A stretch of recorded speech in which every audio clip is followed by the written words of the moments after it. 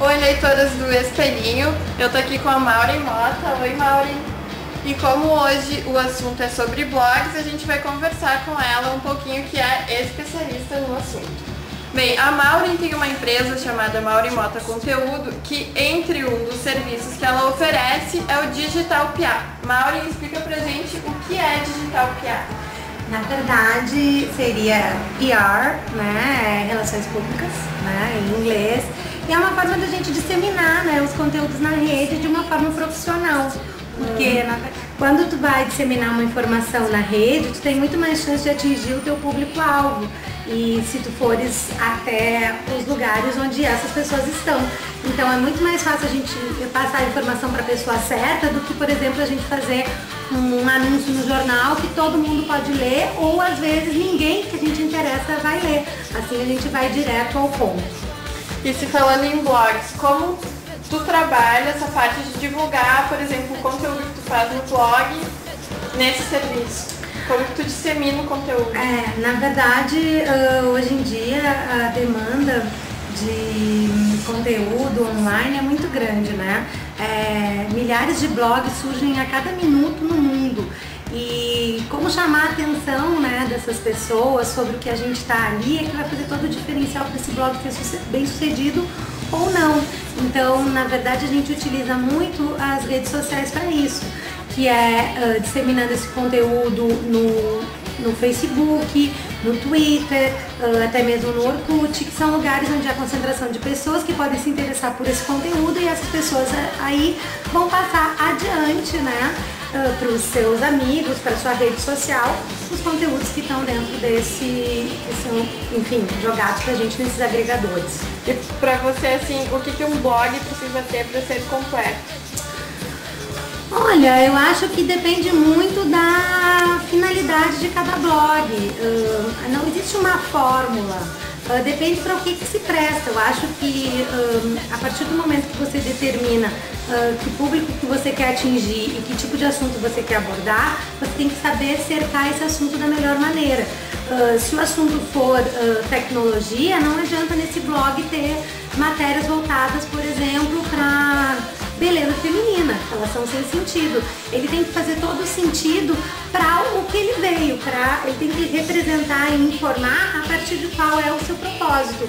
Então, um dia acho que não adianta mais a gente só escrever, acho que as pessoas elas são muito visuais, né? Então, lá quando surgiu o YouTube, faz muito pouco tempo, mas a gente nem se dá conta mais, porque ele foi absorvido com tanta rapidez, com tanta velocidade, que a gente sabe hoje em dia que as pessoas querem ver tudo, elas querem ver vídeo, elas querem ver áudio, elas querem ver foto.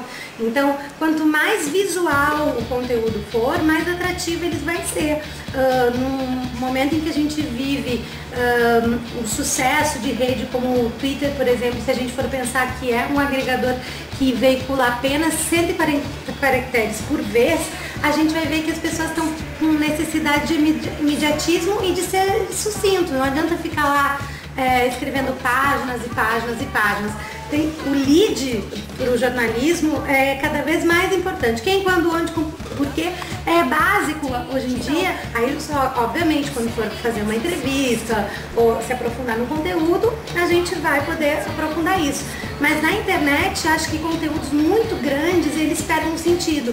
Tanto que quem está acostumado a frequentar sites como, por exemplo, do New York Times, ou sites que são de veículos que têm uma tradição jornalística grande, e a gente vai ler uma matéria e daí vem lá 5 páginas para você, entra na primeira, lê na segunda, aquilo se torna muito cansativo, porque você está sentado na frente de uma máquina lendo aquilo, quando que no jornal, se é uma matéria que tem 5 páginas, você lê aquilo, porque é uma outra forma de absorver o conteúdo. Então eu acho que na internet o conteúdo tem que ser mais sucinto, tem que ser mais rápido. E quanto mais recheado de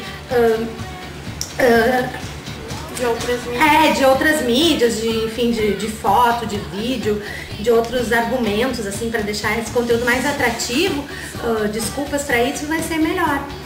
Bem, então uma dica de conteúdo a Maureen já deu. Eu queria que tu desse dicas para blogueiros e blogueiras, estudantes de jornalismo que estão começando com essa função. Eu acho que em primeiro lugar a gente tem que levar muito a sério isso como um meio novo dentro do jornalismo. Acho que a gente tem que se dar conta que às vezes as mídias convencionais, elas agora estão perdendo espaço para a internet mais do que nunca. E estão surgindo novos postos para jornalistas dentro desse mercado, que é o mercado digital, né? Eu acho que a dica é ter primeiro uma mente muito aberta, ter um olhar muito atento a tudo que a gente vê na internet, porque a gente não pode virar um simples tradutor-intérprete do que a gente lê na rede. Eu acho que a gente tem que ter mais do que nunca um senso crítico, um olhar sobre as coisas que a gente está vendo, um senso muito grande de edição, do que é legal, o que não é, porque muitas vezes o jornalista jamais pode não confiar na sua fonte. Então eu acho que isso é uma lição muito importante para os blogueiros, porque de uma hora para outra todo mundo pode escrever o que bem entender e pode ler nas fontes mais variadas, às vezes fiéis, às vezes confiáveis, às vezes não. Às vezes o cara está falando uma baita de uma besteira e a gente está passando adiante isso. Então esse olhar atento acho que é muito importante na hora da gente editar um conteúdo para botar para dentro do blog e prestar muita atenção também na hora de redigir as coisas que a gente está botando dentro dos blogs, porque internet, por ser um meio muito rápido, tanto de postagem quanto de publicação, diferente do jornal ou da revista, que passava por uma série de pessoas, passava primeiro pelo jornalista, depois vinha o cara que editava a página, depois vinha o revisador. Hoje em dia não tem mais isso, a gente faz tudo sozinho, então a gente faz tudo sozinho, a gente tem que ter um olhar em dobro de atenção sobre o que a gente está escrevendo, porque fica cheio de erros também. E isso também é uma coisa que é ruim, né? Vai ler uma coisa toda cheia de erro, então prestar atenção quando está redigindo, prestar atenção no que vai escrever, a forma de escrever, saber que as pessoas também estão acostumadas com uma coisa mais imediatista, então por isso mesmo ter uma linguagem mais descontraída, não ficar rebuscando muito, porque não tem nada a ver com essa rapidez que o meio digital proporciona.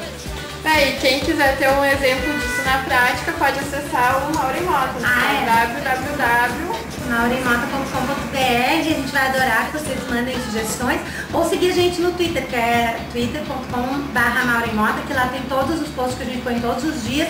Além disso, também tem a MM Conteúdo, que a gente tem um blog da MM Conteúdo, que é mauraemmota.mkt.blogspot.com, que também tem o Twitter, que é o MM Conteúdo. Então tá, fica a dica e a gente volta na semana que vem.